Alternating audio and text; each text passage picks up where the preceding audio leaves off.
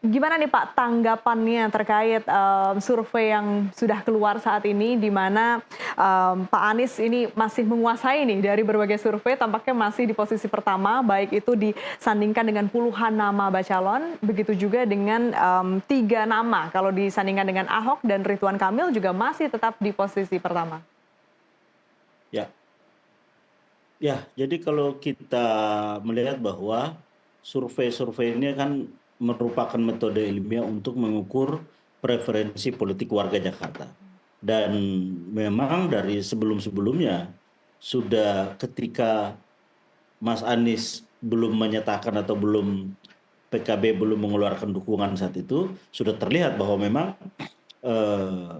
keinginan warga masyarakat Jakarta untuk Anies begitu besar. Mmm. Nah ini ternyata juga ketika PKB dan juga PKS dan yang terakhir itu adalah Nasdem menyatakan dukungannya secara resmi, ini ternyata animo masyarakat semakin tinggi. Sehingga kita lihat bahwa ketika disimulasikan 3 calon, apalagi 2 calon, Anies selalu unggul di urutan pertama bahkan sudah melebihi 50% plus satu. Artinya bahwa ya inilah kehendak warga Jakarta. Jadi kalau kita melihat dalam konteks bagaimana sebenarnya harapan masyarakat Jakarta saat ini, nah survei-survei yang sudah diumumkan itu ini bisa memperlihatkan sebagai gambaran bahwa ya inilah kehendak masyarakat Jakarta. Mmm. Mereka menginginkan Jakarta sebagaimana Jakarta yang pada saat Anies memimpin, yaitu di era 2017 hingga 2022. Nah, Hmm. jadi memang ya inilah gambaran ataupun preferensi politik warga terkait dengan pilkada di DKI Jakarta. Nah, Pak Sarin ini kalau kita lihat juga tapi kan, masih ada dinamika ya, artinya politik dan kekhususan di Jakarta ini pilkadanya tentu yang paling berbeda dari daerah lain, banyak yang bisa berubah, dan pemilihan nanti masih November, jadi masih ada waktu untuk perubahan.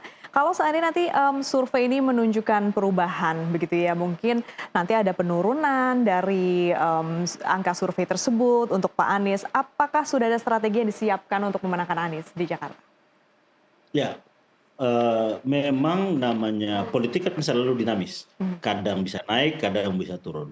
Nah, tapi memang sangat sulit untuk bisa sampai dengan 10% lebih. Contohnya begini, yang kita maksud adalah Jakarta ini memang memiliki karakteristik tersendiri pemilihnya.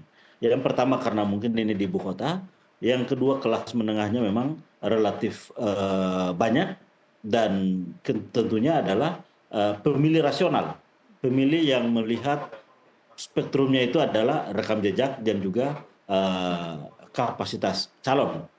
Kenapa? Karena kita tahu bahwa memang pemilih Jakarta itu sangat selektif. Artinya bahwa ketika rekam jejak itu tidak menunjukkan sesuatu yang membuat masyarakat menjadi menaruh harapan, maka itu dengan mudah ditinggalkan. Karena memang preferensi pemilih Jakarta ini lebih mengedepankan rasional. Nah, ketika rasionalitas itu dikedepankan, maka dua hal yang selalu menjadi ukuran, yaitu pertama adalah rekam jejak atau track record, yang kedua adalah program.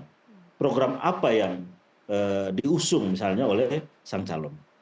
Nah, untuk itu maka tentunya kami melihat bahwa ada satu hal yang menjadi kerinduan masyarakat, yaitu program-program yang sudah dijalankan oleh Mas Anies pada era 2017 sampai dengan 2022, yakni terkait dengan program-program untuk warga, begitu banyak yang saat ini warga mengeluhkan itu. Hmm. Kita lihat misalnya KCP Plus, kita lihat misalnya kartu Jakarta untuk mahasiswa unggul yang mana ada beberapa mahasiswa yang tidak berlanjut.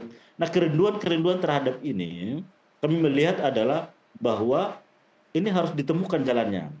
Oke. Oleh karena itu, kami melihat banyak masyarakat saat ini membuka yang disebut dengan posko daftar ulang program Gubernur Anies. Hmm. Nah, ini dalam rangka untuk membuka kanal bahwa warga masyarakat Jakarta yang saat ini mengalami misalnya persoalan-persoalan dengan program-program yang telah diterima, namun di era yang sekarang ini itu tidak diterima, nah maka ini ada peluang untuk dijalankan kembali pada era Gubernur Anies pada periode kedua nanti.